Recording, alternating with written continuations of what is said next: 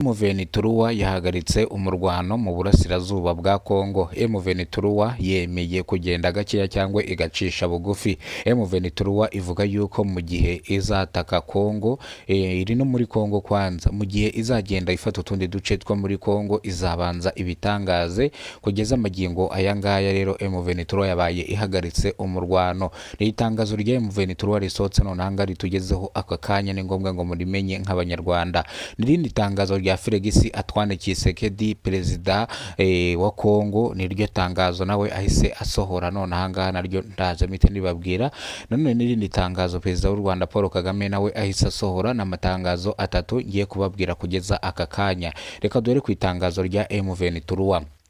M23 ivuga yuko mu gihe Félix Antoine Tshisekedi azajya mu biganiro aribwo M23 izahagarika intambara. M23 kugeza amaginganga yatangaje ko igiye kuba ihagaritse intambara by'agateganyo, gushoza intambara.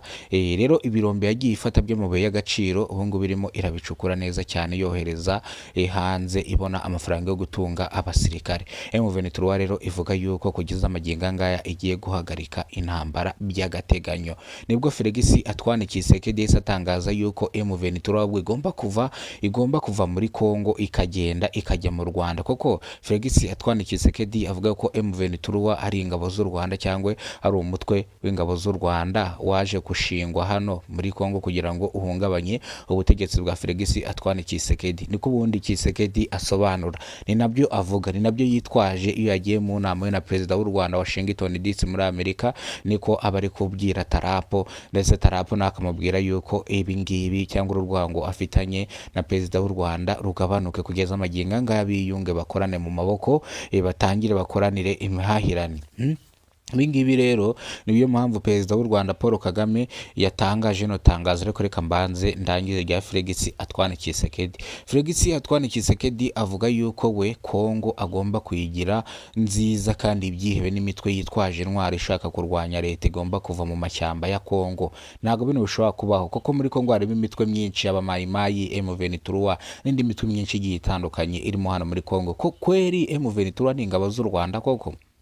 Nkuko Félix Antoine Tshisekedi abisobanura, nago M20 na kangahe ari ingabo z'u Rwanda, ahubwo abangaba n'abakongomani bari gushaka kurwanira icyubahiro cyabo, kubera ko Félix Antoine Tshisekedi ashaka kubasohora ngo abakore mu butaka bwa Kongo, avuga yuko ari abanyarwanda kandi bavuga n'ikinyarwanda.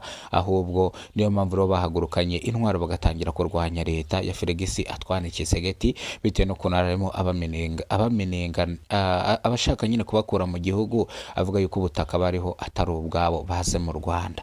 Niyo mpamvu rero M23 yaje gutwara cyangwa yaje gufata ingabo itangira kwirwanaho, yatoye intwaro itangira kwirwanaho. Ngayo nguko rero niryo tangazo Félix Antoine Tshisekedi yasohoye, avuga yuko atazigera we ajya mu biganiro n'intera hamwe, atazigera ajya mu biganiro n'abashaka guhirika leta yiwe cyangwa leta ayoboye. M23 yavuze ko ati igihe kimwe bizaba, nyamara uzaza tujye mu biganiro.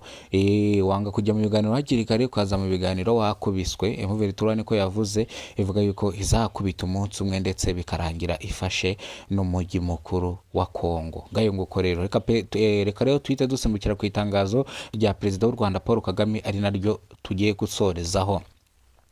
Perezida w'u Rwanda Paul Kagame bamusabye gukura ubwirinzi bwo mu burasirazuba bwa Kongo nyuma yuko basinye amasezerano y'amahoro agasinyirwa Washington DC, ubwo byari bihagarariwe na perezida wa Amerika Donald Trump. Rero gukura ubwirinzi bwe ku mupaka, perezida w'u Rwanda Paul Kagame yavuze yuko bizaterwa n'iki, bizaterwa n'uko ibyo bashyizeho umukono mu masezerano we na Félix Antoine Tshisekedi bigomba kujya mu buryo. Mu gihe bitarajya mu buryo, ntago uburinzi bwiwe azigera abukura mu burasirazuba bwa Kongo, koko Félix Antoine Tshisekedi anabadilika kila siku. Buri gihe Félix Antoine Tshisekedi arahindagurika, bityo arashaka gukurayo ingabo, ugasanga ese yataka yishe abaturage baherereye hano, ugasanga rero turahombye nk'abanyarwanda, tubuze abaturage benshi cyane.